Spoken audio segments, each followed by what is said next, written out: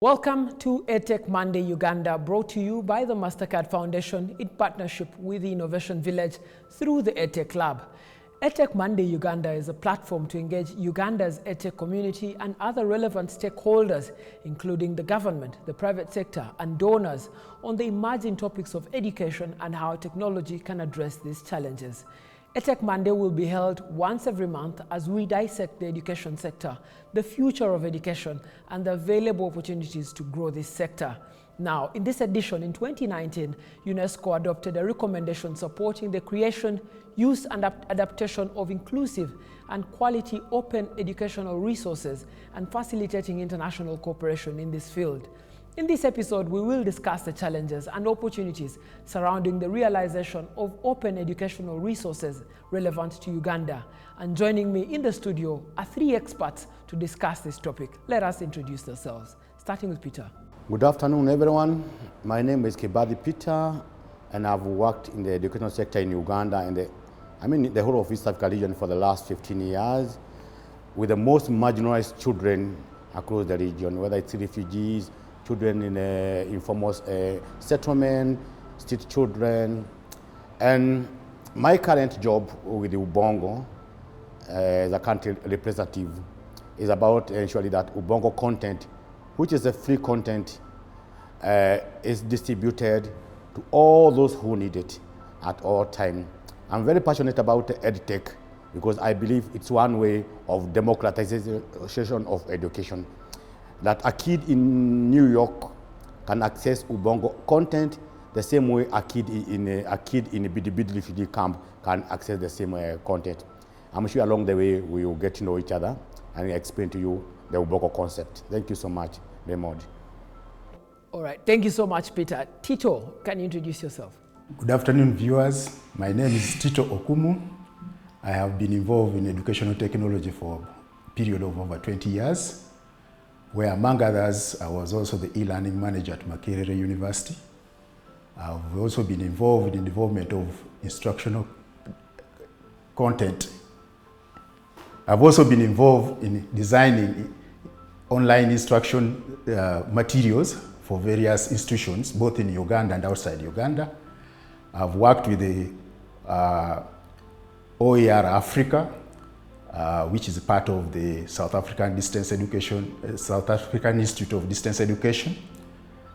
I'm at the moment employed as an educational consultant, and I'm glad to be here to discuss this topic of OER with you. Thank you. Thank you so much, Tito. Gerald, if you could introduce yourself too. Hello, viewers. My name is Gerald Businge Ateenyi. I'm a learning facilitator and the team leader at Ultimate Multimedia Consult and Yaaka Digital Network, which is a platform with digital content. We have digitalized the Uganda curriculum and a set of tools for digitalizing teaching and learning, offline and online. For the past more than 11 years, I've also been supporting teaching and learning of multimedia journalism and digital communication at Makerere University. Happy to be here. All right, thank you so much, our guests, for those brief introductions. Now, a lot of people do not know what open resources for education actually look like. And I want to start with you, Peter.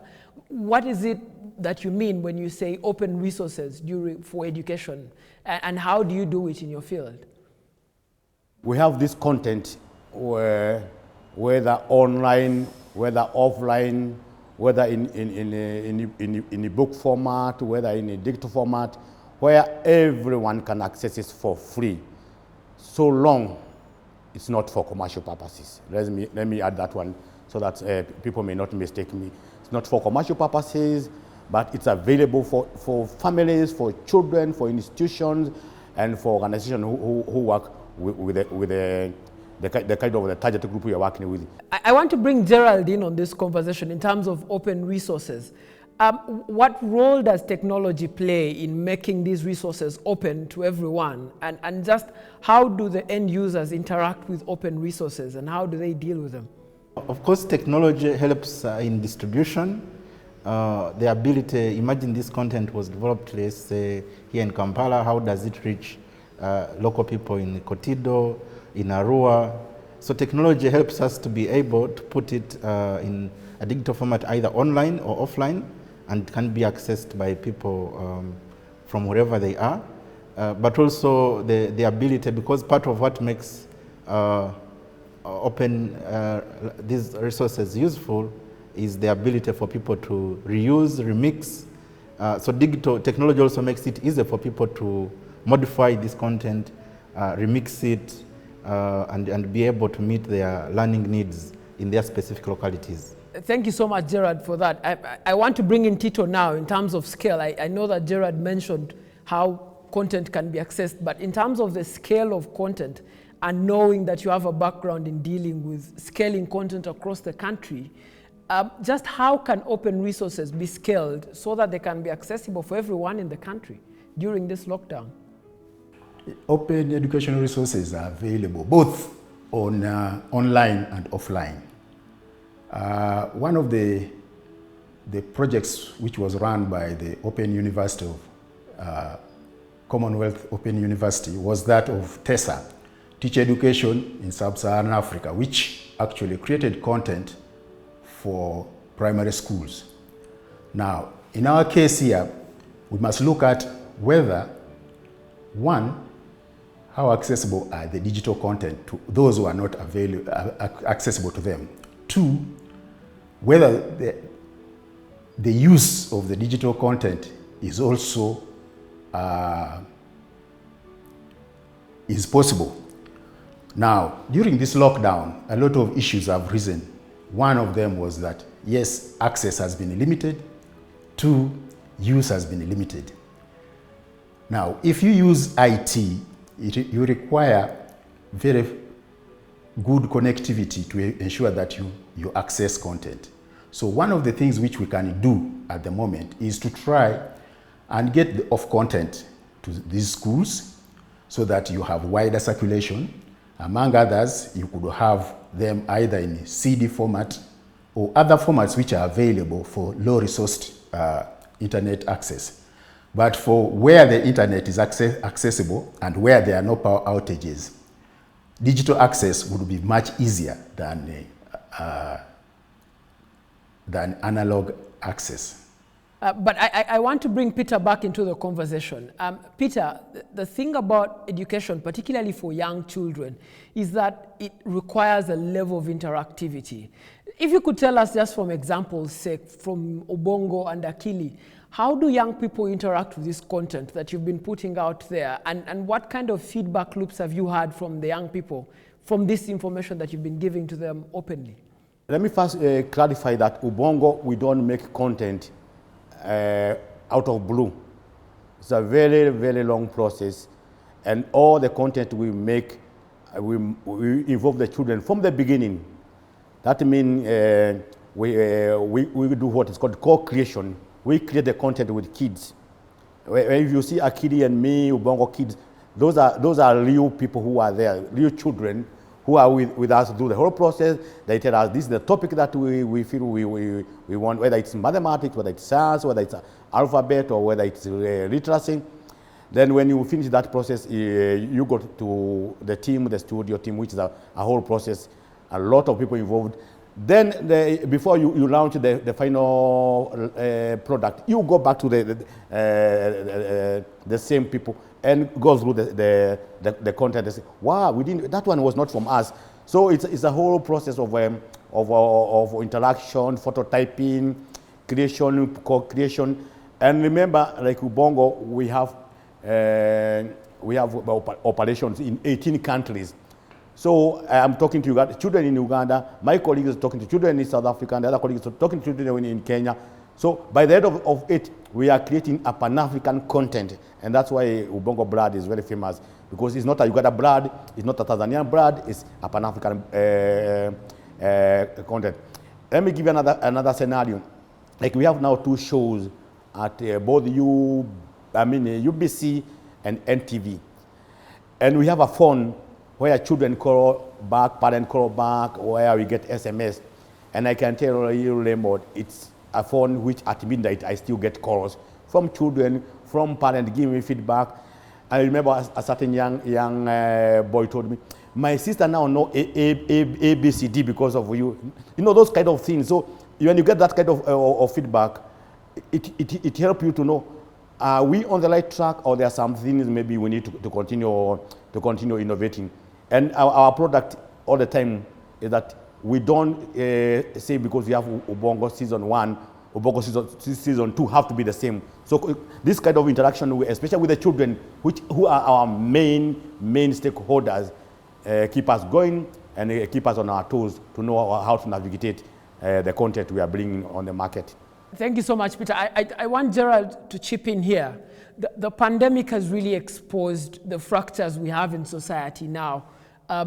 Whilst we're talking about open access to resources, some people don't even have the gadgets to be able to access these open resources, even if you made them available. Some people do not have the connectivity required to access these devices. What can we do in the meantime to make sure that there's democracy in access to these open resources in education during this lockdown? First of all, you've raised a very important issue of access. So one is whether the content is available, following relevant content, following the education needs of the country. If we can organize it and let it be available. Then the issue of access, my colleague has already talked about enabling both online and offline access. This is very, very important. It's good to put the things online, but there are also other ways to distribute digital content on memory cards, on CDs, beyond the internet. We must be able to do that leap. But also, most importantly, we would want to see policy mechanisms that really support this move towards more digital content access through, of course, availing people much good access to internet that is fast enough, but also prices of gadgets, because we usually look at content, gadgets, and the other important issue is about learning facilitation, because the promise of open education resources is both on access to content, helping learning and teaching, but also the ability to assess. What makes formal learning different is that ability to assess whether we are meeting learning outcomes that are desired by that education program. So these resources can be there or might be there. We need to see how they are being accessed, how they are being utilized, but also training teachers. Teachers and schools are very important drivers of learning and education. So how much we have enabled them to facilitate using these kinds of resources to be able again to facilitate their learners, both during such times like when there is lockdown and even during school, because this ideally should have started in school, getting people to be used to digital learning resources and utilizing them, and so that when we now break off in these kinds of times, learning can continue, because learning does not take place only in a class. Raymond, I wanted to jump in there on that issue of that question I've asked my colleague. I believe even as ourselves, we need to break down these terminologies. What is open educational resources? What are those? And so that someone can understand. Like give you an example. I sit in Kampala. I have a radio station like in West Nile, broadcasting the Ubongo content. I have never met them. I don't know them.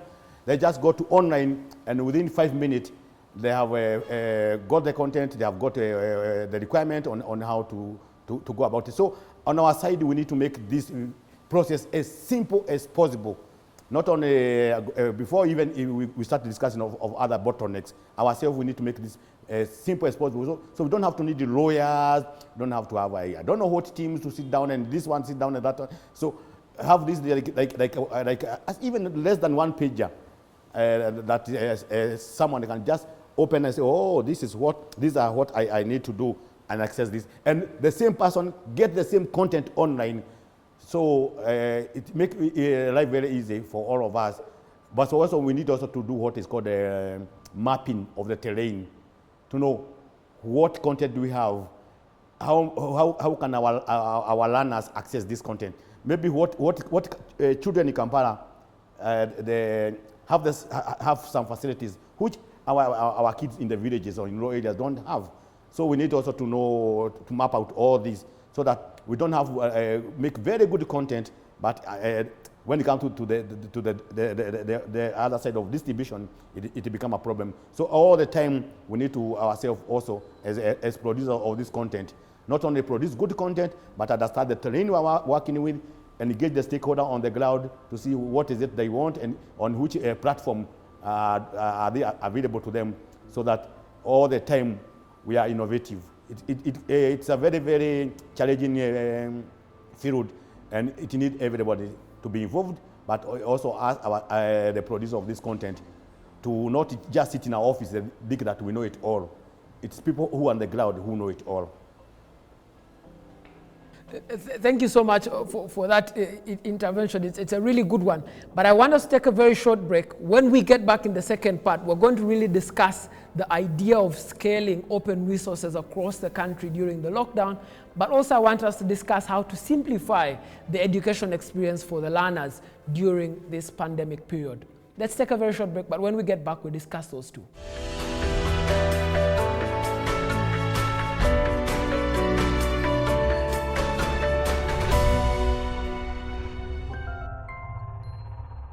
Thank you so much for staying with us on the EdTech Mondays. We're discussing the role of open resources in EdTech and particularly learning during this pandemic. Just before we broke off, Tito wanted to make a very important submission on the top-down approach to education and open resources. I just want you to make that addition, and then we can continue the conversation. One of the challenges we have in the country is that open education resources started from the top, or it came in through donor agencies. And a lot of people have not understood what it does, what happens when you have open education resources. And some of them have only been able to appreciate open education resources through use because they find it there and is available. But I think the challenge is that, one, someone has to champion it at the Ministry of Education so that we have a policy in place to take into consideration that open education resources are a useful idea which should be formalized in the country. The second one is to sensitize as many people as possible on the aspects of educational resources which can be used openly and what challenges they are there. Because I think the fear has been always that, the issue of licensing and things like that. This needs to come out very clearly to all those who want to implement open education resources. I'm glad that 5 years back, nobody wanted to hear about open education resources. Now everybody is scrambling to hear about it, and more people are getting involved in use of open education resources. And there are very many. And one of the reasons why we have had challenges also is the issue of intellectual property rights. Because we do not understand which sources or which materials are for open education resources, we just cut and paste. You'll find that somebody usually copies content from internet without acknowledging who owns that content. Has it been distributed under open education resource or not? So these are some of the issues which need to come up and be actually internalized before we start talking of how to implement it or how to scale it up. And the other thing also is that the issue of quality assurance. Who should ensure that we have quality educational resources in the domain? That needs to be worked out, and that can only come in through policy. If there is no policy on open education resources, I think we still have a long way to go to ensure that we achieve what we want to achieve. Thank you so much, Tito. So let's go straight into this with Peter. Just how do we simplify content so that it's easily accessible to anyone and everyone that accesses it? But also, I want you to talk really from the broad sense in terms of scale. How does a child in Pader district receive content and understand it the same way a child in Kampala, in Muyenga would understand it? I think one thing we have to understand and agree, all of us, is that education cannot be left to one institution, one person, one sector. This needs a multi-pronged approach. Like one of the things we need to look at is to make sure that you have as many partners as possible. That I can sit in Kampala and I have colleagues here in all corners of Uganda who are ambassadors of Ubongo and understand why Why do we need this? So I think it's very important to continue engaging as many partners, many stakeholders, starting from parents, because that's where our main focus should be, that because the child starts from home, schools, educators, the Ministry of Education, the district, so that everyone understands what are you doing and why are you doing it, and what impact, that's the most important thing, what impact does it have on the learning journey of the child.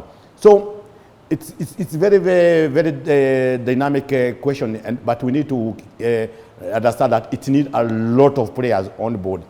As my colleague was talking about licensing, there's a lot of people who have fear. Maybe if we make our content free, we are going to lose the quality of our content, or maybe we are going to lose the commercial aspect of it. But I can tell you from Ubongo's experience of 2020, when we make our content free, we have more partners coming to us and say, wow, your content make a change in the life of children. And so it's very important to understand that we need as many partners as possible, continue engaging many people as possible, so that we have this content distributed to as many corners of the world, but taking into consideration what I told you before, understanding the terrain, the environment. So we don't get stuck that because there is no internet in West Nile, children in West Nile cannot learn. Children in West Nile can, like Ubongo, we even give out USBs with the same content which is at UBC, the same content which is at the NTV. Just put it on a hard drive or a USB and they give it to schools, give it to kids. Then they copy and they continue copying and continue copying, starting from home all the way to schools and even at the district level. So it's just simplifying the distribution of the content, make sure that every partner understands the value of this content and how they can access it and how they can use it. We don't have to be, the most important is to make sure that we just break this bottleneck and barriers of people going, they just start in, I don't understand the contract, and when some of these things are already online, and some of the people even who use our content, we don't even know them, and our purpose is not even to know them, is to make sure that the content reaches the children as fast as possible and when it's needed. All right, thank you so much for that addition, Peter. I want to get to Gerald now. You've been in this EdTech space for slightly over a decade. What kind of policy environment have you found? What kind of bottlenecks have you found that need to be overcome to make the place a more harmonious place, but also to make it easy and accessible for any and everyone that wants to access it? For me, in terms that at the basic level, you're looking at access to gadgets. I wish there was a policy to equip as many school-going children with a digital gadget that can access multimedia content. At the other level is the issue of internet cost. The internet cost in Uganda is still high because in as much as we advocate for offline, we know content needs to be updated every now and then. There are new resources that are coming up. So internet access, at least for some time, is important in the strategy. So having many people with the ability to connect and download resources and update and do assignments and submit them would go a long way in making these open education resources readily available, but also other education resources that might not be open.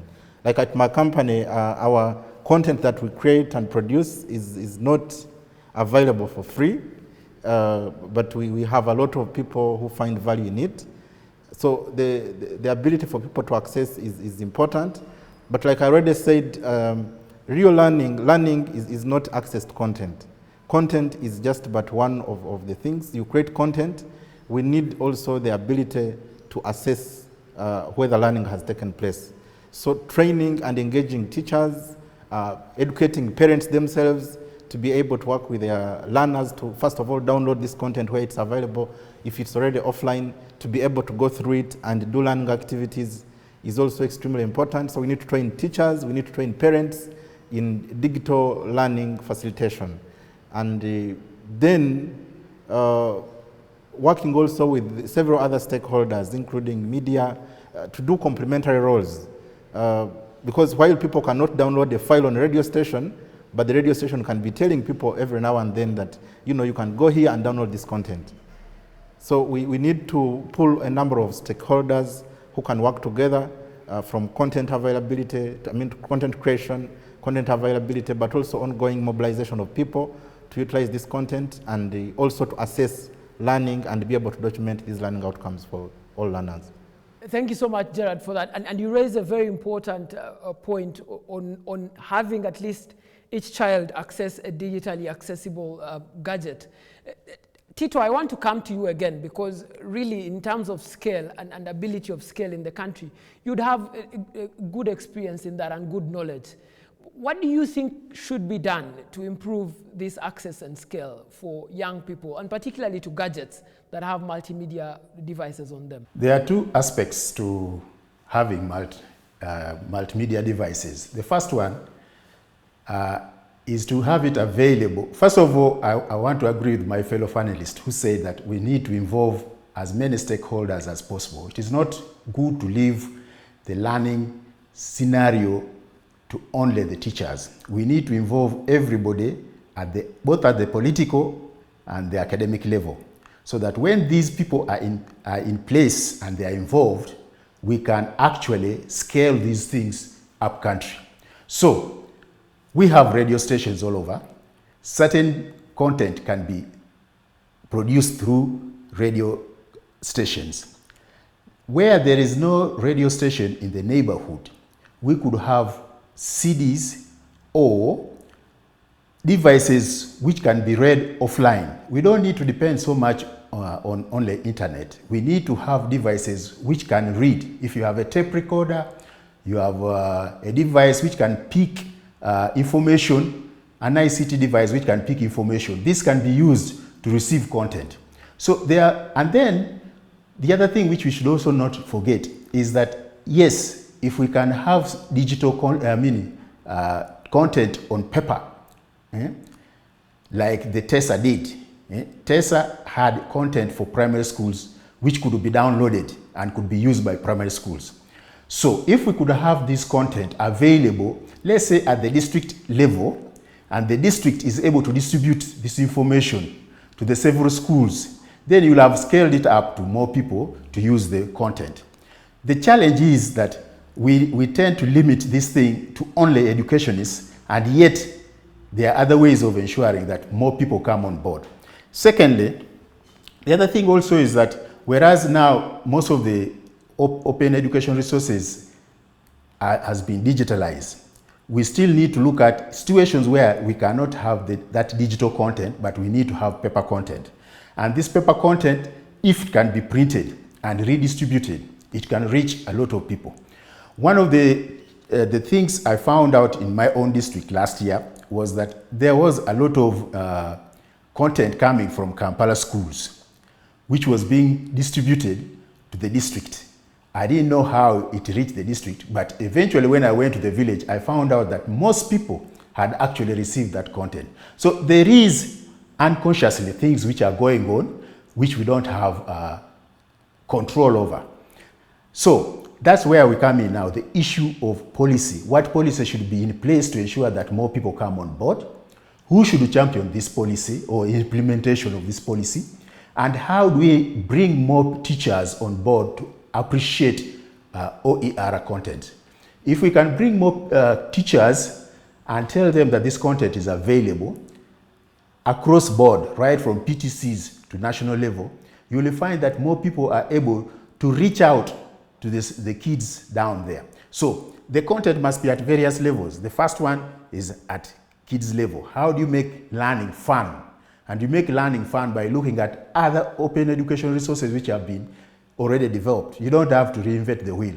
The second one is, how do we get the tertiary institutions to be on board? How do we get the teacher colleges to be on board? In that case, we shall then have a multi-pronged approach to ensure that more people come on board and more people are accessible to the open education resources.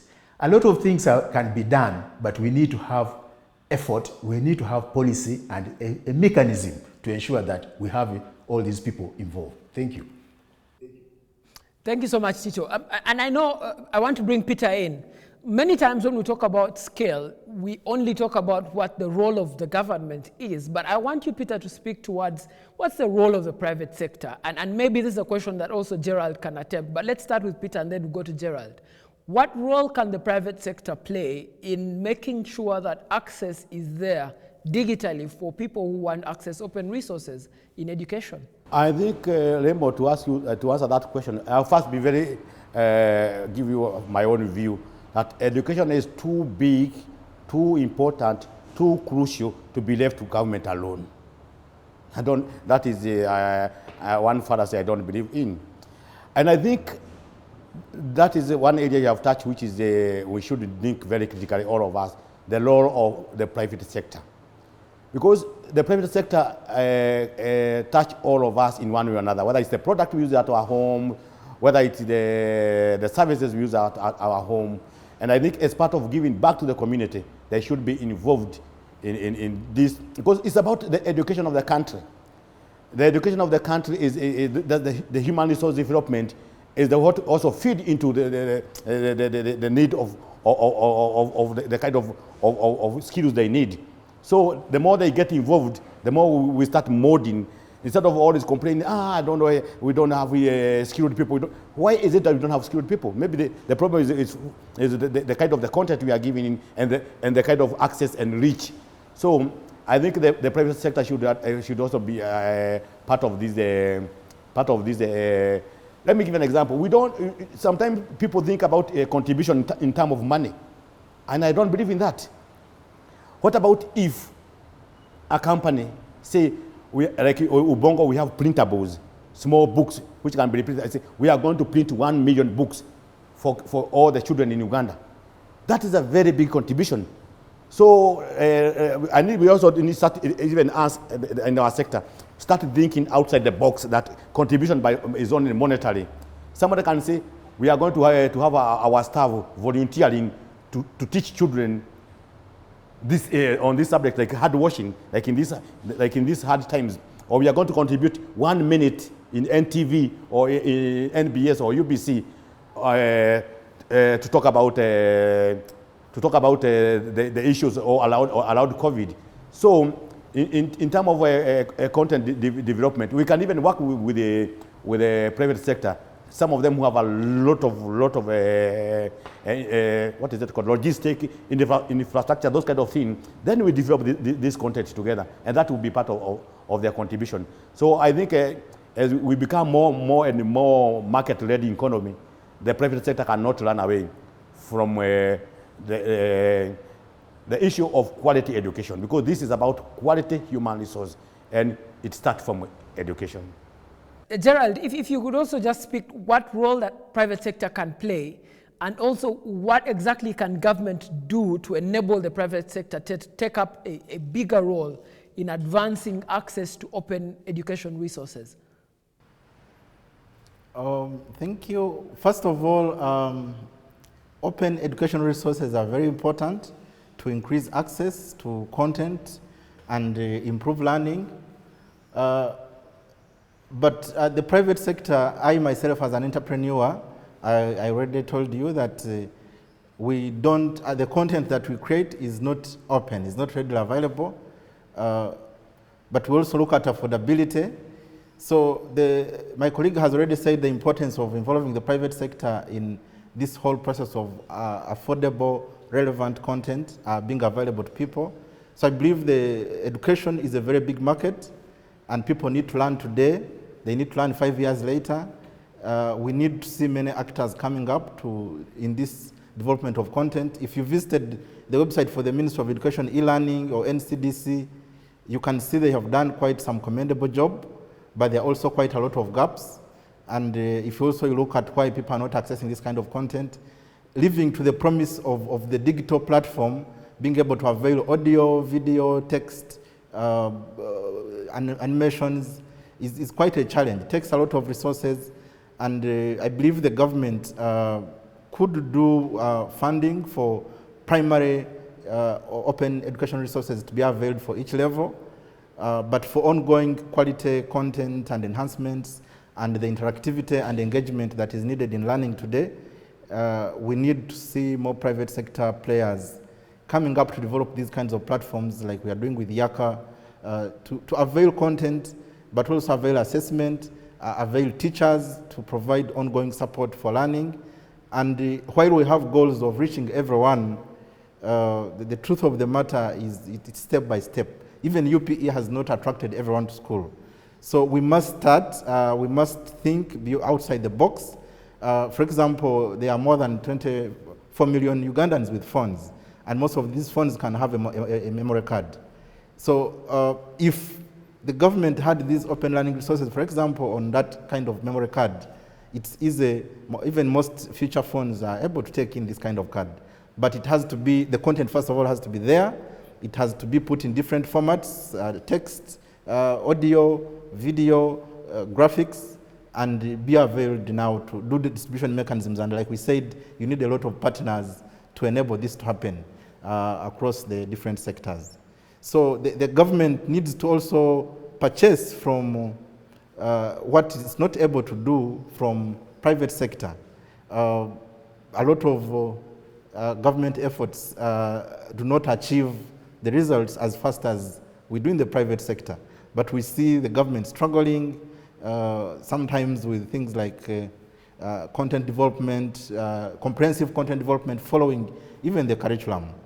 So these are things that can be outsourced to the private sector, including distribution. If the government says, puts up an offer of, let's say, 5,000 per memory card, if someone can produce content, this would greatly inspire the private sector to develop to these so that they can provide these kinds of gadgets, but also supporting tools to enable digital learning to take root and to as many people as possible. All right, thank you so much, Gerald. And thank you so much, guys. But I now want you to make your concluding remarks. And I want to start with you, Tito. What are your concluding remarks on this topic before we wrap up? Thank you very much, moderator. To me, the first thing is to have a policy in place. Without policy, we shall just have erratic OER being implemented.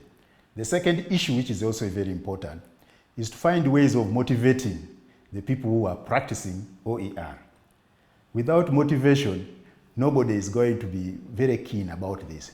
Number three, which I could also add in, is that if government could encourage the private sector to put up resource centers at major towns, this would be a very good place where repositories of OER can be made. At the moment, the libraries are not there. There are no repositories. The only repository we have are at the universities. So if we could expand repository centers, there would be more access to these things so that even someone up country knows there's a repository, let's say in Moyo, that repository is accessible to everybody, and people in Moyo can walk in there and get access to these things. To me, cascading these things downwards will be a better way of ensuring that more people can actually access open education resources. Open education resources is actually in multimedia form. So we don't need to confine it to only the digital form. We can confine it to non-digital forms as well, so that we are able to reach as many people as possible. Education is for all of us to increase the manpower of the country. And it is better we do that with what is available at a cheap rate or at no cost, like what the open education resources offer. That is my submission. Thank you so much. Gerald, what are your concluding remarks on this topic? For me, it is really to emphasize the importance of good content in learning and teaching and education in general, that we need probably open education resources to be prepared, availed, updated to as many people as possible, and distributed with all these mechanisms we talked about. But most importantly, that we need people who can do this. The cost that goes in, I see that the private sector will play a very big role, companies like ours and several others, in preparing content on an ongoing basis. The other issue, of course, relates to the whole expectation of education on government. Ladies and gentlemen, I want to appeal to you very humbly that while government can do quite a lot, and we expect a lot from them as their responsibility to citizens, government is constrained with so many needs, and every parent, every child, every guardian needs to think about the learning of their child and utilize every available opportunity to ensure that that learning is taking place, whether in school or out of school. And this goes to put in some investment, think outside the box, because beyond even the formal curriculum that, for example, National Cultural Development Center puts up, we are now in an era where we see people need extra skills. We are talking about 21st century skills. All these need you to put in extra effort that the government might not be able to do. So we are looking at parents putting in more effort and interest in the learning of their children beyond thinking it's a responsibility of government, to make sure that they are providing lifelong learning, ongoing learning, using these both open educational resources, but also those ones that may be paid that can add a lot of value to their children to be relevant today and to tomorrow's work environment. All right, thank you so much, Gerald. Peter, what are your concluding remarks on this chapter? Lemon, thank you so much for this real discussion on the future of education. And that's where we should be going. At Ubongo, our mission is to reach 550 million African kids with the localized learning content. That's what we are heading to. And that's why we open up our content to be accessible, available in the shortest time and format to children all over the world. Because our mission is many children learning, especially the challenges of African children are facing on a daily basis. And from experience, since we went open last year, our content have reached 24 million children. That's a very big number in a very short time. So we are going to continue doing that, make sure that our multi-platform media, whether it's using the TV or using radio or printables or USBs, is accessible to our children across the continent. And I believe this fear of that if you open up your content, maybe it's going to be diluted, maybe you are going to lose market, maybe you not have partners. Actually, a lot of partners now approach Ubongo. We really appreciate what you are doing. How can we help you? So I think we need to get that fear out of us and continue engaging stakeholders across the board to understand where this content is, how they can access it, and how they can use it to supplement on what they have. Because we are not saying that we are offering education holistic. We are offering what we have. Other people are offering what they have. The government is offering what we have. So we are all partners in this journey. And the more we continue this kind of engagement, the better. COVID was a wake-up call for all of us. If we did not learn during COVID, we will never learn. Thank you, Raymond. Thank you so much, Peter. Thank you so much, Gerald. Thank you so much, Tito, for joining us for this edition of EdTech Mondays. Of course, this is a monthly conversation where we discuss the future of education will look like using technology. But most importantly, this conversation is brought to you by the Innovation Village in partnership with the MasterCard Foundation. Have yourselves a good day.